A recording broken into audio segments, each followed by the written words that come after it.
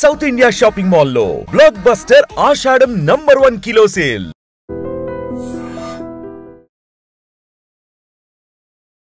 Hi hello నమస్తే, welcome to iDream media. నేను miss రావ్య. మనతో ఉన్నారు సర్టిఫైడ్ ఫైనాన్షియల్ ప్లానర్ రామచంద్రమూర్తి గారు. నమస్తే సార్. నమస్తే అండి. సో మ్యూచువల్ ఫండ్స్ గురించి చాలా మందికి చాలా డౌట్స్ ఉన్నాయి. మిడ్ క్యాప్లో ఏముంటాయి, లార్జ్ క్యాప్స్ అంటే ఏంటి, లేకపోతే స్మాల్ క్యాప్ అంటే ఏంటి, అసలు దేంట్లో ఇన్వెస్ట్ చేయాలి అనే డౌట్స్ చాలా ఉన్నాయి. సో దాని గురించి ఒకసారి డీటెయిల్ ఎక్స్ప్లెనేషన్ ఇస్తారా సార్? తప్పకుండా అండి. సో చాలామంది మ్యూచువల్ ఫండ్స్ మేము బాగా అందరం ఇన్వెస్ట్ చేసాము, మాకు అన్నీ తెలుసు అంటే అంత అవేర్నెస్ వచ్చేసింది అనుకుంటున్నాం. కానీ యాక్చువల్గా టోటల్ 140 crores పాపులేషన్లో ఇంతవరకు మ్యూచువల్ ఫండ్లో ఇన్వెస్ట్ చేసిన వాళ్ళు 3%. సో 3% పాపులేషన్ ఇన్వెస్ట్ చేసాము అంటే మ్యూచువల్ ఫండ్ గురించి అంటే ఇంకా 97%. 3% అంటే 140 crores పాపులేషన్లో అందరూ ఆల్మోస్ట్ ఈక్విటీలోనే ఉంటున్నారు కాబట్టి సో అందుకే మ్యూచువల్ ఫండ్స్లో బెస్ట్ ఏమున్నాయి అంటే ఇప్పుడు మనం చాలా ఇక్కడ స్కీమ్స్ వచ్చేసాయి, చాలా కంపెనీలు వచ్చాయి. కాబట్టి ఇప్పుడు మనం ఒక్కొక్క సెగ్మెంట్లో ఏవి బాగున్నాయి, టాప్ రేటెడ్ ఏమి ఉన్నాయి అనేది ఒక నాలెడ్జ్ కోసం ఇస్తున్నాం మీకు. Okay sir. సో మీరు కూడా ఒకసారి ఒక ఐడియా ఉంటుందని చెప్తున్నాం. సో వీటిల్లో ఏంటంటే ఫస్ట్ ఇప్పుడు లేటెస్ట్గా గ్రోత్ ఉంది ఏంటంటే ఫ్లెక్సీ క్యాప్. అంటే ఫ్లెక్సీ క్యాప్ అంటే ఎక్కడ ఆపర్చునిటీ ఉందో అక్కడ కొంచెం ఇన్వెస్ట్ చేసి గోల్డ్, సిల్వర్ వీటిలో కూడా ఇన్వెస్ట్ చేస్తున్నారు. అలాగే ఏదైతే మొమెంటమ్ స్టాక్స్ ఏమేమి ఉన్నాయో అవి క్యాచ్ చేసుకొని గ్రోత్ రేట్ ఎక్కువ ఇవ్వడానికి ట్రై చేస్తున్నారు. ఈ ఫ్లెక్సీ క్యాప్లో చూసుకుంటే పరాగ్ ఫ్లెక్సీ క్యాప్ అనేది కొంచెం మంచి గ్రోత్ రేట్ ఉంది ఇయర్. అది ఏ సెక్టర్ ఉంది సార్? ఫ్లెక్సీ కంపెనీ అనమాట, ఏఎంసీ కంపెనీ. అలాగే హెచ్డిఎఫ్సి ఫ్లెక్సీ క్యాప్ అదొకటి ఇప్పుడు సెకండ్ లీడింగ్లో ఉంది. అలాగే తర్వాత కోటక్ ఫ్లెక్సీ క్యాప్, అలాగే ఎస్బీఐ ఫ్లెక్సీ క్యాప్. సో ఈ ఫండ్స్ అంటే ఎస్బీఐ ఫ్లెక్సీ క్యాప్ కానీ కోటక్, అలాగే హెచ్డిఎఫ్సి, పరాగ్. సో ఈ ఫ్లెక్సీ క్యాప్లో ఈ యొక్క 4 కంపెనీస్ ఇప్పుడు ఇండస్ట్రీని బీట్ చేసి మంచి గ్రోత్లో చూపిస్తున్నాయి. ఇది డేటా ప్రకారం మనం అనలైజ్ చేస్తుంది. సో ఫ్లెక్సీ క్యాప్లో ఏంటంటే ఎక్కువ గ్రోత్ రేట్ అనేది ఎక్కువ చూపించడానికి ట్రై చేస్తుంటారు. ఆ తర్వాత లార్జ్ క్యాప్ మనం తీసుకుంటే, లార్జ్ క్యాప్ మ్యూచువల్ ఫండ్స్లో తీసుకుంటే ఫస్ట్ ఇప్పుడు ఐసిఐసిఐ ప్రుడెన్షియల్ బ్లూ చిప్ అనే కంపెనీ అనే ఫండ్ బాగా గ్రో ఉంది. ఐసిఐసిఐ వాళ్ళు రన్ చేసే వాళ్ళది బ్లూ చిప్, వాళ్ళది మంచి గ్రోత్ ఉంది. అలాగే ఎస్బీఐ బ్లూ చిప్ అది ఉంది. అలాగే Mirage asset large cap fund, so అదొకటి బాగా పర్ఫార్మెన్స్ చేస్తుంది. అలాగే హెచ్డిఎఫ్సి టాప్ 100 ఫండ్, సో ఇదొకటి మంచి పర్ఫార్మెన్స్ ఇస్తుంది. అలాగే Nippon India large cap fund, Nippon India అంటే. తర్వాత వచ్చి కోటక్ బ్లూ చిప్. సపోజ్ మీ దగ్గర ఏదన్నా ఫ్రెష్గా ఇన్వెస్ట్ చేసే వాళ్ళకి ఇక ఫ్లెక్సీ క్యాప్లో సపోజ్ ఒక 5,000 ఇన్వెస్ట్ చేస్తున్నాను అనుకోండి, ఇలా ఒక్కొక్క సెక్టర్లో ఒకటి సెలెక్ట్ చేసుకొని ఇన్వెస్ట్ చేసుకోవచ్చు అనమాట. మ్యూచువల్ ఫండ్లో అడ్వాంటేజ్ ఏంటంటే మనం డైవర్సిఫికేషన్ అన్ని సెక్టర్స్లో ఉండే అవకాశం వస్తుంది. సపోజ్ ఇప్పుడు లార్జ్ క్యాప్ అన్నాం అనుకోండి, లార్జ్ క్యాప్ పెరుగుతుంటే మన గ్రోత్ కూడా వస్తుంది. అలాగే ఫ్లెక్సీ క్యాప్ పెరుగుతున్నా వస్తుంది. ఇప్పుడు ఏంటంటే నెక్స్ట్ వచ్చి స్మాల్ క్యాప్ తీసుకుంటే, ముందు స్మాల్ క్యాప్లో తీసుకుంటే Nippon India small cap fund బాగా పెర్ఫామ్ చేస్తుంది. అలాగే హెచ్డిఎఫ్సి స్మాల్ క్యాప్ బాగా పెర్ఫార్మెన్స్ ఉంది. తర్వాత ఎస్బీఐ స్మాల్ క్యాప్ ఫండ్ ఒకటి బాగా పెర్ఫామ్ చేస్తుంది.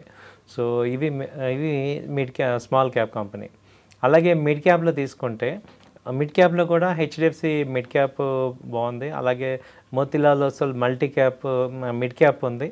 ఆ తర్వాత ఎస్బీఐ మిడ్ క్యాప్ ఉంది, యాక్సిస్ మిడ్ క్యాప్ ఉంది. సో ఇవి కొంచెం బాగా పర్ఫామ్ చేస్తున్నాయి. సో ఇవన్నీ దాదాపు ఒక 15 ఫండ్స్ మీకు చెప్పాం. సో వీటిల్లో మీరు చూసుకొని ఏమన్నా మీరు కూడా 1-2 సార్లు చెక్ చేసుకోండి. ఈ మ్యూచువల్ ఫండ్స్కి అయితే డేటా ఈజీగా ఉంటుంది. నెట్లో ఈ కంపెనీ ఫండ్ గురించి ఎంటర్ చేయగానే దాని డీటెయిల్స్, ఆ ఫండ్ పర్ఫార్మర్ అది ఏ కంపెనీలు ఇన్వెస్ట్ చేశారు, అలాగే ఏఈఎం ఎంత ఉంది, లాస్ట్ 5 years రిటర్న్స్ ఎలా వచ్చాయి, 10 years రిటర్న్ ఎలా వచ్చాయి, ఇవన్నీ కూడా ఉంటాయి. అయితే మ్యూచువల్ ఫండ్లో మంచి అసెట్ వెల్త్ బిల్డ్ అవ్వాలంటే మాత్రం మినిమం 4 to 5 years హోల్డ్ చేయాలి. అదొకటి గుర్తుపెట్టుకోండి. లాంగ్ టర్మ్లోనే మంచి వెల్త్ ఎక్కువ ఉంటే మనకి బెనిఫిట్ ఎక్కువ ఉంటాయి. ఇప్పుడు మినిమం 5 years అనేది మినిమం లాగా మనం పెట్టుకోవాలన్నమాట. అలా మనం ఇన్వెస్ట్ చేసుకుంటే మంచి రిటర్న్స్ వస్తాయి. సార్ మనకి మ్యూచువల్ ఫండ్స్లో మనకి ఫండ్ మేనేజర్ కూడా ఉంటారు.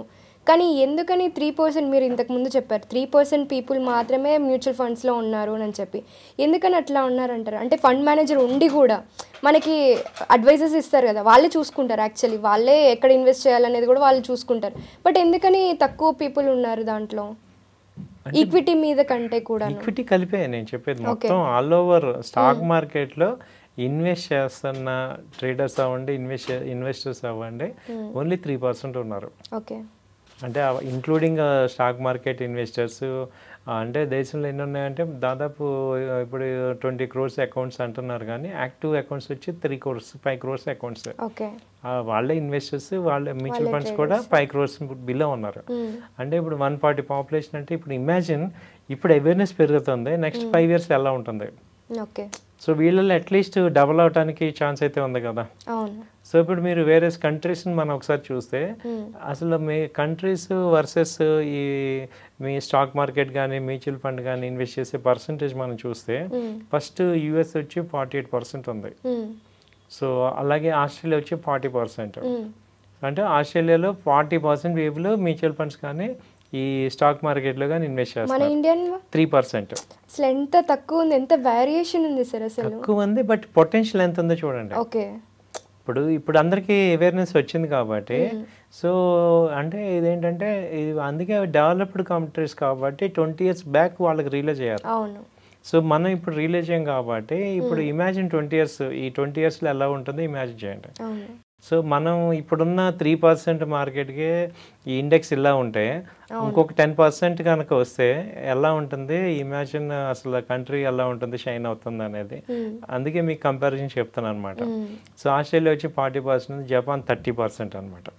సో వీటిలో ఇలా టాప్ కంట్రీస్లో ఇలా ఉన్నాయి కాబట్టి మనం 3% కాబట్టి ఇంకా ఎంత గ్రోత్ ఉంది, సో మన వెల్త్ ఎంత క్రియేట్ అవుతుంది, సో అనేది మీరు ఇది ఒక నాలెడ్జ్ పాయింట్లో చెప్తున్నాను అనమాట. అంటే ఇప్పుడు ఉన్న ఆల్రెడీ మార్కెట్లు బాగా పెరిగాయి అనుకుంటాం, కానీ ఇది ఇంకా లీస్టే మనం పొటెన్షియల్ చూసుకుంటే. కాబట్టి స్టే ఇన్వెస్ట్మెంట్ లాగా ఒక 5 years అలా ప్లాన్ చేసుకొని ఇన్వెస్ట్మెంట్ కొంత చేసుకుంటే మంచి రిటర్న్స్ వస్తుంటాయి. సో మనము ఇట్లా ఇన్వెస్ట్ చేయడం వల్ల, అంటే మ్యూచువల్ ఫండ్స్ కావచ్చు, లేకపోతే ఈక్విటీ కావచ్చు, స్టాక్ మార్కెట్స్లో మనం ఇన్వెస్ట్ చేయడం వల్ల మన కంట్రీ జీడిపిని మనం ఇంక్రీజ్ చేసినట్లు అవుతుందంటారా? అంటే మీరు చెప్పిన దాన్ని బట్టి నాకు ఒక ఐడియా వచ్చింది. సో అంటే జీడిపి అంటే ఏంటంటే గ్రాస్ డొమెస్టిక్ ప్రొడక్ట్ అండి, అంటే మొత్తం యొక్క ప్రొడక్షన్. సో ప్రొడక్షన్ ఇండైరెక్ట్గా స్టాక్ మార్కెట్ ఎఫెక్ట్ అవుతుంది, కానీ ఇన్ఫ్లుయెన్స్ చేస్తుంది, కానీ డైరెక్ట్గా అవుతుంది. ఎందుకంటే స్టాక్ మార్కెట్లో ఇన్వెస్ట్ చేయటం వల్ల కంపెనీ యొక్క మార్కెట్ వాల్యూ పెరుగుతుంది. అలాగే కంపెనీస్కి ఎప్పుడైతే మార్కెట్ వాల్యూ పెరుగుతుందో వాళ్ళకి లోన్స్ కానీ వీటి వస్తాయి, దానివల్ల ఎక్కువ ప్రొడక్షన్ మనీ తీసుకొని వాళ్ళు ఎక్కువ జనరేట్ చేయగలరు. సో మనీ పెరుగుతుంది. సో ఇండైరెక్ట్గా డెఫినెట్గా గ్రోత్ ప్రాస్పెక్ట్ అయితే చూపిస్తుంది. అవునండి. Okay, thank you so much. Thank you అండి. Thank you.